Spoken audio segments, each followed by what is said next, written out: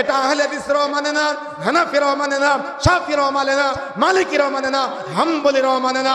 অর্থাৎ এটা কোন মুসলমানই আজকে মানার চেষ্টা করে না। আপনার মেয়ে আজকের পর থেকে হাত খোলা রেখে বাড়ির বাইরে যেতে পারবে না। আপনার স্ত্রী আজকের পর থেকে মুখ খোলা রেখে বাড়ির বাইরে যেতে পারবে না। আপনার বোন আজকের পর থেকে পা খোলা রেখে বাড়ির বাইরে যেতে পারবে না। রাস্তার যত যুবকের বন্ধু আপনার মেয়েকে দেখবে, তত যুবকের বন্ধু আপনার মেয়ের বিবাহের প্রস্তাব দিতে পারে।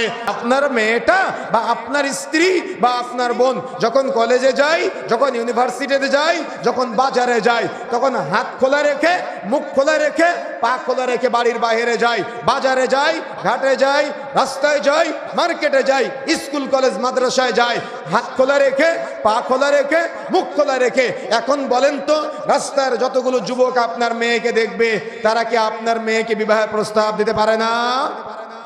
পারে কিনা? রাস্তার যত যুবকের পিতা দেখবে,